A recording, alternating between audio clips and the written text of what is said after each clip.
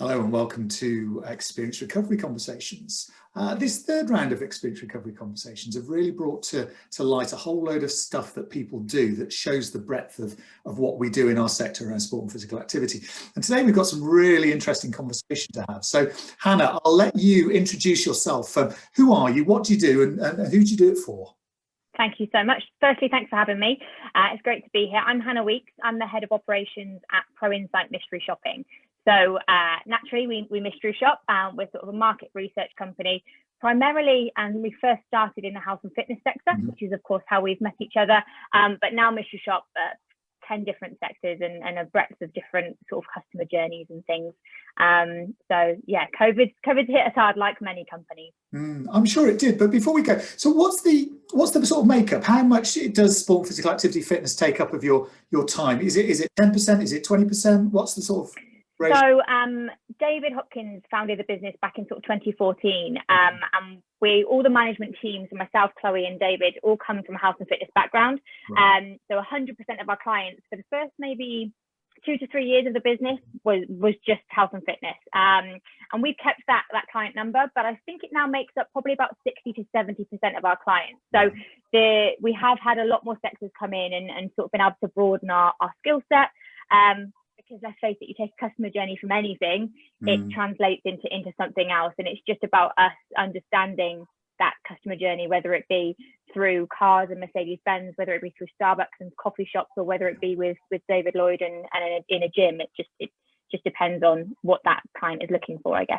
Absolutely. So before lockdown, I'm a firm believer in mystery visiting. I think it's one of the only ways you get a true reflection of actually what your customer experience is. Because I think sometimes we're just too connected to things and we think everything's brilliant because we've created it. So it's ours, yeah. Yeah, to test it with a mystery shop, I think is really powerful. So what sort of, how did you employ the shoppers? Where do you get your shoppers from? Every corner of the nation. So we recruit mystery shoppers. It's more of a recruitment role. We recruit mystery shoppers through things like social media, so Facebook, Instagram, all those sorts of things. But also word of mouth is huge for us. And I'll go on to sort of talk about the shopper community that Pro Insight have grown during this time. But things like Net Mums and there's a Cheap Dad site and things like that. So we really do reach out to just true customers of our clients, and however that may be. Shoppers then do a registration test to become part of Pro Insight. So it's not anyone that can come through the door, unfortunately, but it does mean that the people that we're sending out into businesses can really give true and quality insight to our clients. But once they're on board, we do nurture them and make sure that they grow as mystery shoppers, because it's a job, it's a role that they have. Yeah. So lockdown must have been quite interesting then, because your businesses that you're shopping are closed. And then B, all these people that you recruited and are desperate to do some stuff for you haven't got anything to do. So how did you manage that sort of initial response to lockdown?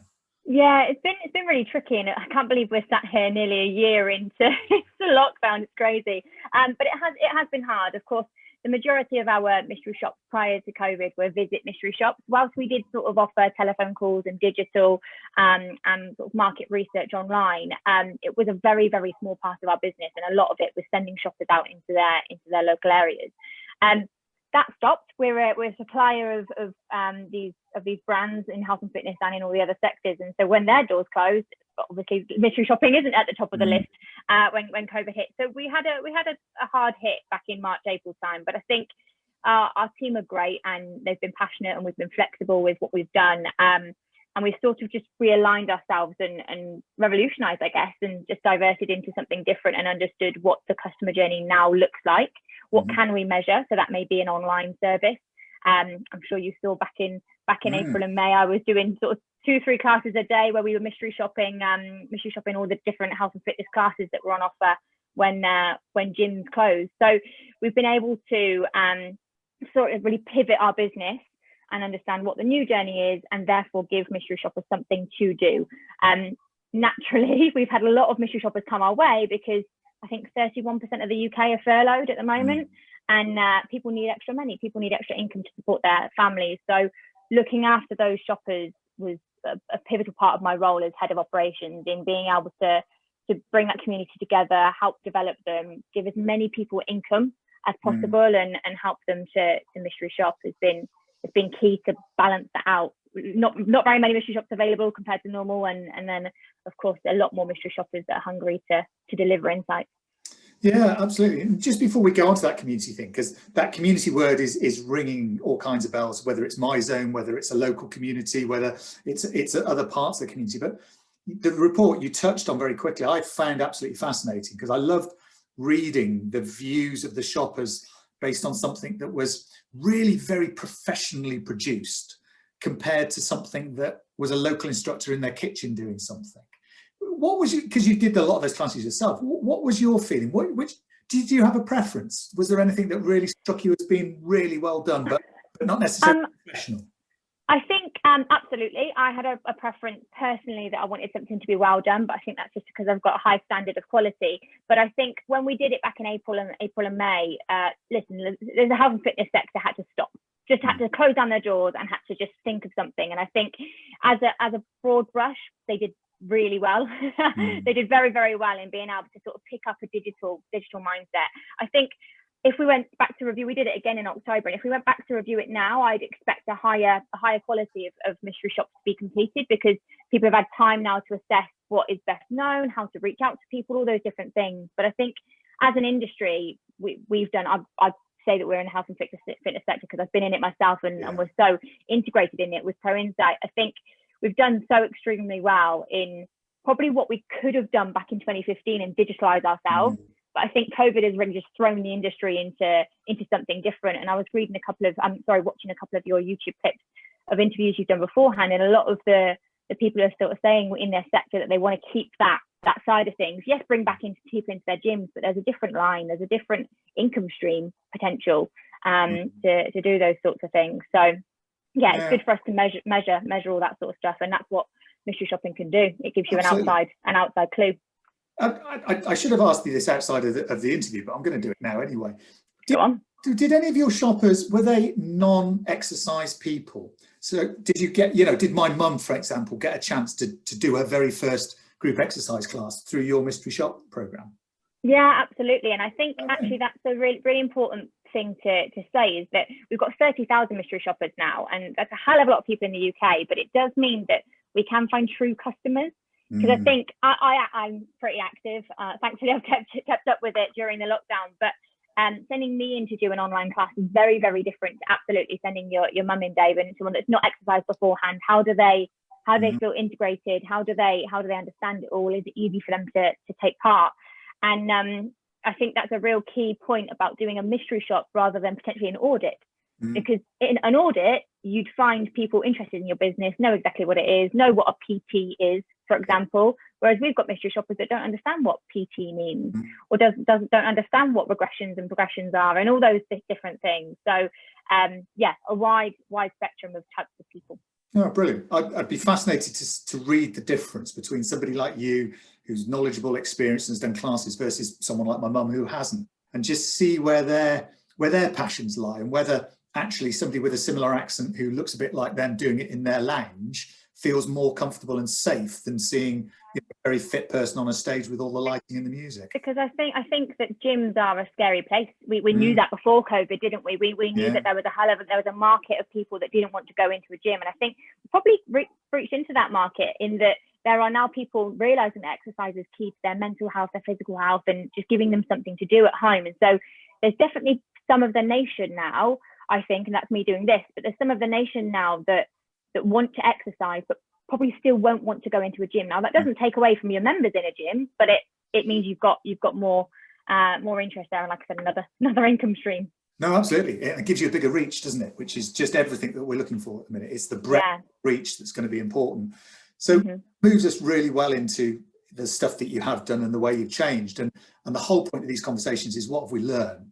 And I know you did a lot of work with your community that you wouldn't normally have done, your shopping community that you wouldn't normally have done. So what's that looked like and felt like? So what would I have experienced as a mystery shopper for you that was different in lockdown?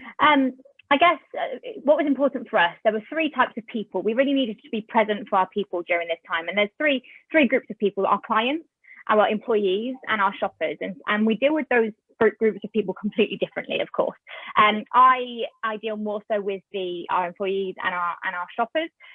But I think what was important and what I'm thankful of, dare I say it, I'm thankful of COVID giving us the time to pause and reset and understand, actually, thankfully, our business has grown so well in the sort of 5, 6 years that we've been open, and we haven't had the opportunity that we have this year or this past year to stop and reset and understand, what do we need to give, how do we grow this thing, and how do we ensure that our employees, thinking about that group of people, come back stronger with a stronger business in place.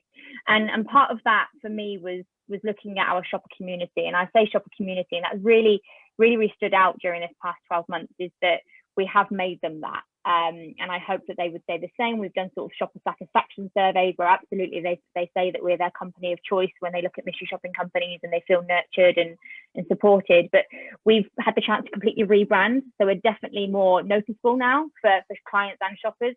New websites, new software, all that sort of stuff. But also I've had things like forum groups with our shoppers where people have come in and just given us feedback on what we're doing and how to improve. Academies, we've got sort of a almost like a learning portal for our shoppers. So not only are they just a mystery shopper that will head to a gym and go and use a guest pass, but they improve on that. They further improve their writing skills, their listening skills, all these different things that make them feel part of something, part of a group that is going to make this world a better place come the time we come out of things. So I think we're appreciated more by our shoppers, and thankfully we have had the time to appreciate them and what they do for us, because let's face it, we're not going to be anywhere without them, are we? No, absolutely. And I think when we look to our sector, I had this conversation this morning with somebody, it isn't going to be easy to get that 17, 18-year-old or 45-year-old lifeguard back thinking about work. We've been off for 12 months, we've been paid to be off, the whole culture of work has changed. It's going to be fascinating. But yeah, absolutely. You've remained in contact with your people, which is just brilliant.